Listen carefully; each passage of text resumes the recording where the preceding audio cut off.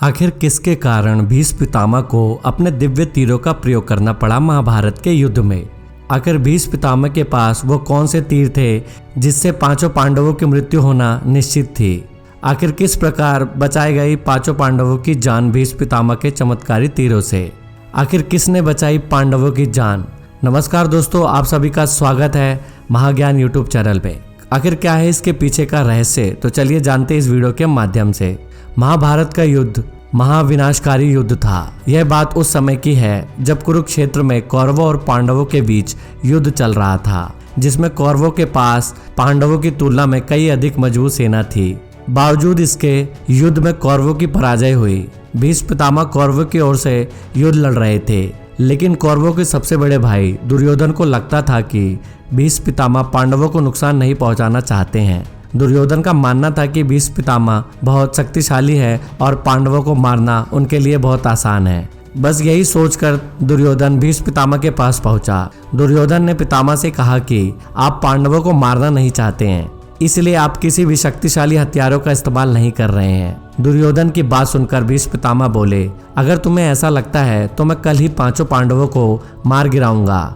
मेरे पास 5 चमत्कारी तीर हैं जिनका प्रयोग मैं कल युद्ध में करूंगा। भीष्म पितामह की बात सुनकर दुर्योधन बोला, मुझे आप पर भरोसा नहीं है, इसलिए आप यह 5 चमत्कारी तीर मुझे दे दीजिए, मैं इन्हें अपने कमरे में सुरक्षित रखूंगा। भीष्म पितामह ने वो 5 तीर दुर्योधन को दे दिए। दूसरी ओर श्री कृष्ण को इस बात का पता चल गया। उन्होंने अर्जुन को इस बात की जानकारी दी। अर्जुन यह सुनकर घबरा गया और सोचने लगा कि इस मुसीबत से कैसे बचा जाए। श्री कृष्ण ने अर्जुन को याद दिलाया कि एक बार तुमने दुर्योधन को गंधर्वों से बचाया था। तब दुर्योधन ने तुमसे कहा था कि इस एहसान के बदले तुम भविष्य में मुझसे कुछ भी मांग सकते हो।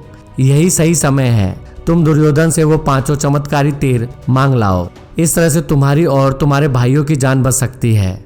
अर्जुन को श्री कृष्ण की सलाह बिल्कुल सही लगी। उसे दुर्योधन का दिया हुआ वचन याद आ गया। ऐसा कहा जाता है कि उस समय सब अपने दिए गए वचन जरूर निभाते थे। वचन तोड़ना नियमों के खिलाफ माना जाता था।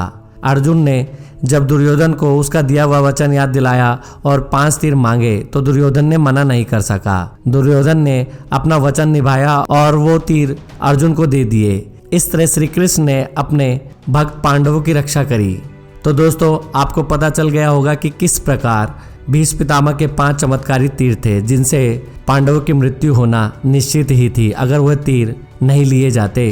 तो दोस्तों, आज के वीडियो में बस इतना ही। अगर वीडियो पसंद आई हो तो वीडियो को लाइक, शेयर और चैनल को सब्सक्राइब करके बेल आइकन को प्रेस करना मत भूलिएगा। जल्दी ही मिलते हैं कुछ नई वीडियो के साथ। तब तक के लिए बाय, टेक केयर।